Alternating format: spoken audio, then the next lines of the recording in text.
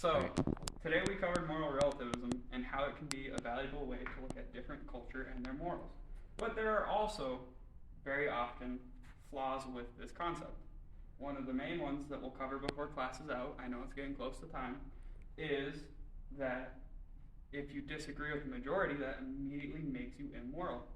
And we can all see how this could possibly be a good example of why it's flawed. Can anyone name an example of when this has happened in history by chance?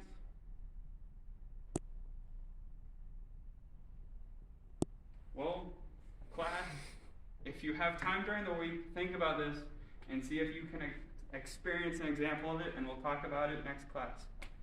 Have a good day. What's your name? You seem like you're a new student, Carol.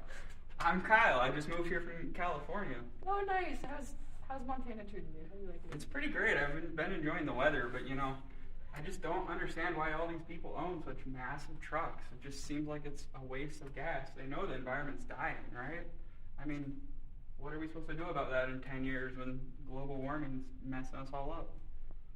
I mean, I guess it's kind of Montana.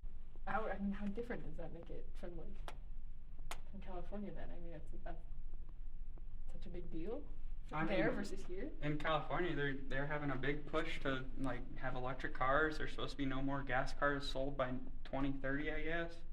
It just seems like Montana's not trying. Yeah, I mean, I guess so. It's different here versus in California. There's a lot of other reasons why people do need trucks. I mean, for work, there's a lot of rough terrain. There's a lot of things that people got to be able to carry in their pickups. I mean, how else are people going to get stuff done on their ranch or on their farms or get to this?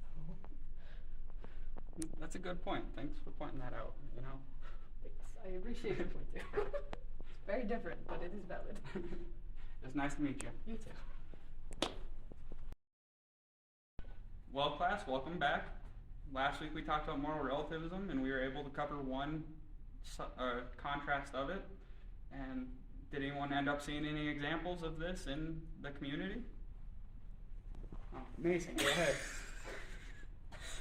Okay, I met a new student from California that came to Carroll, and so basically they had some very strong opinions about trucks. And I have to assume that it's very different there versus here. And the culture of using terms from class.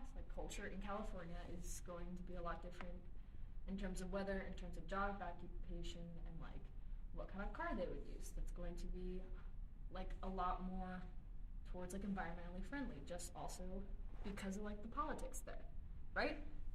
And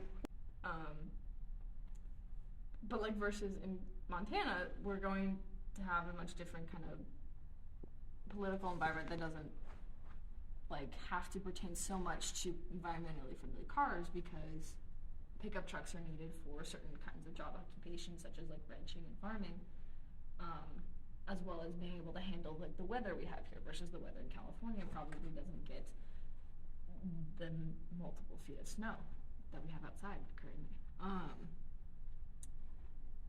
But yeah, so this kind of pertains to the criticism that we were talking about in terms of the minority may not always agree with the majority, since they're not coming into a different majority than they're used to.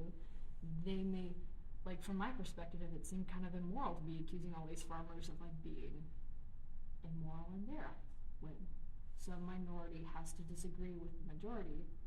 Both sides make sense after reviewing it a little bit, but there's just a difference in culture, and each culture views it a different kind of morality, whether or not to use trucks or whether or not to use little electric cars. And so this kind of is a little bit damaging to the idea of moral relativism, because what really is moral? Is the majority actually good at determining what is moral or not for a community? If somebody in the community does have a different idea of what may be moral, but they don't really get to be heard. That's about all I have to say on that.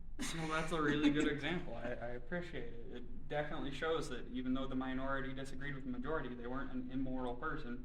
They just happened to have a different opinion. And that's a valid point.